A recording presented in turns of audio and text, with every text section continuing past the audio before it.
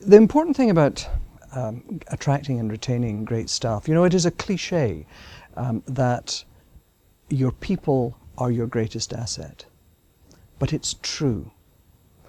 It is the people who work in the organization, in whatever role and across the organization, who make you a success.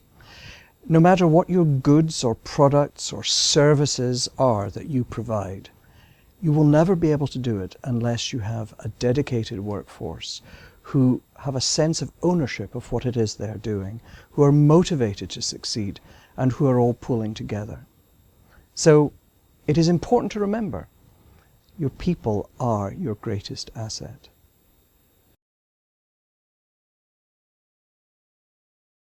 Well, I work in the innovative pharmaceutical industry.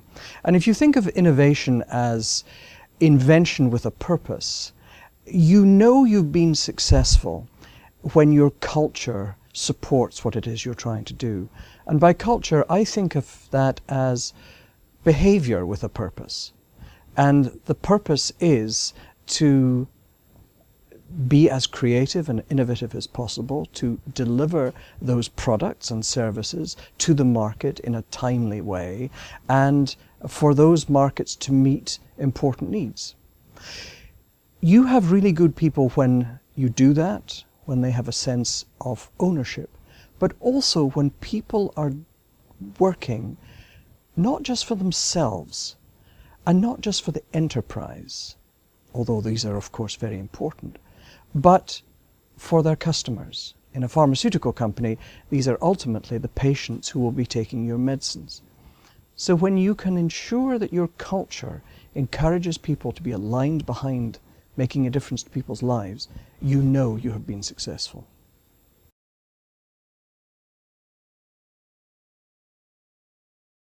I think one of the most important things to motivate people is to have a very, very clear vision of what your organization, what your company wants to do. Disney states it very clearly, it's to make people happy. And not every organization can be quite as pithy, quite as laconic as that. But if you have to take a paragraph to write your vision and your mission, then you are not clear in what you're trying to do. What Pfizer's trying to do is develop innovative medicines that help people lead longer, healthier and happier lives. That's very clear. And that needs to be repeated constantly so that no one ever loses sight of the fact that the report they're writing or the telephone call they're answering or some fairly tedious job is contributing to that overall mission. They must never lose sight of that, because everything we do should be supporting our vision, our mission, and our business goal. That's true in pharmaceuticals, it's true in the arts, it's true in services, financial services, banking, travel, whatever it happens to be. People are buying from you a product, and you have to deliver against that. And you have to choose the right people who will do that, and do it superbly and better than everyone else. One of the most important things for a leader, in my opinion, is to be interested in people. If you care about people, you will be successful as a leader. And by caring about people, that means ensuring that they are hired to do what they are good at, that they are constantly challenged, that you show an interest in their development. In this economy, it is not always possible to increase salaries and provide financial incentives. And in fact, these are relatively low priorities for most people who have rewarding work.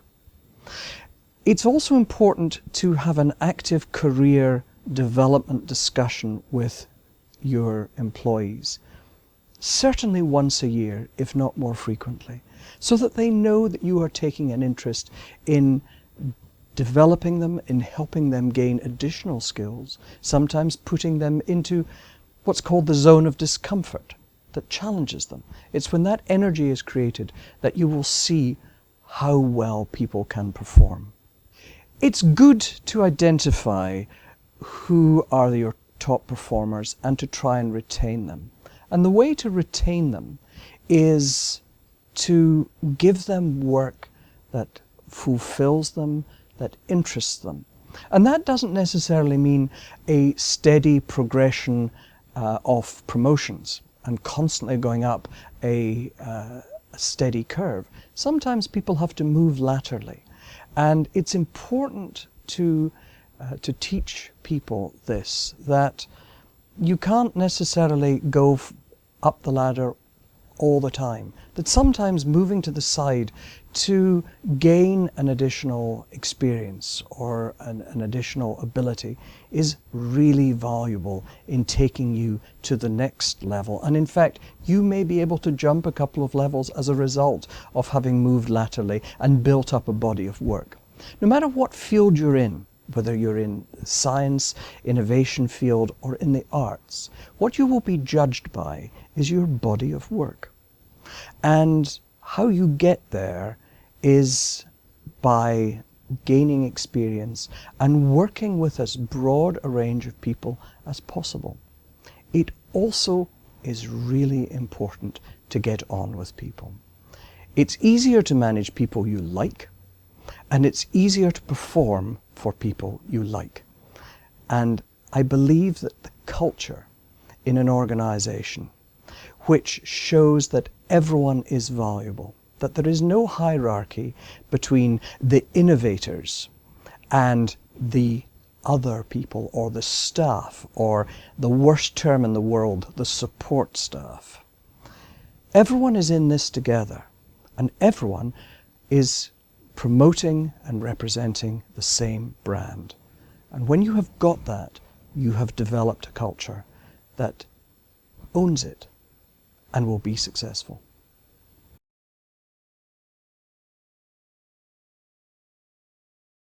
When I got the first opportunity in my career to hire people, I found it very, very difficult because I was interviewing a lot of people and I couldn't quite decide if I had got the right person.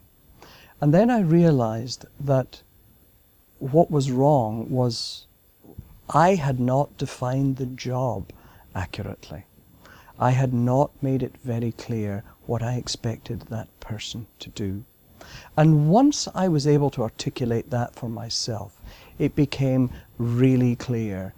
And I realized that I had been interviewing totally inappropriate candidates. And once I was clear about what was required in the job and was able to then look for the right people, I hired someone who was probably one of the best hires I have ever made right at the beginning of my career. And I then realized you have to be clear what you want that person to do, and then you have to develop your instincts. And over a career of 35 or so years, I've developed those instincts. But first and foremost, you have to start very clearly with what it is you want that person to do in the job. There is no exact science in hiring people. And our human resources department will provide us with questions to ask and rating systems and all sorts of things. I never find these particularly helpful because I have, over my career, developed, I think, a reliable sense of what people are about. People do set off alarms, and if they set off an alarm, I follow my instincts. And instincts are very, very important. But equally, I can get a really good sense of people when I'm interviewing them with a few very basic questions. And I find that if I get a good reaction to someone, I know that they will do well. I usually like to ask about how they have interacted with people who may not necessarily they've had direct responsibility for, or whom they have not necessarily reported directly to, but people that they've worked with and have had to influence without having direct responsibility over them. And when you show that people can interact well with colleagues, I usually ask them about how they worked with colleagues in other countries, for example. How they worked with colleagues in other departments whom they had to get something from. I always find that that is a very telling way of knowing how people get on. And I also ask questions that look to see if they truly understand the business that we're in. I'm in the pharmaceutical industry. I will ask questions around the commercial aspects of our business, of our scientific and medical colleagues. And if they really don't understand the commercial implications of the business we're in, then I don't think they'll be successful in what we are doing.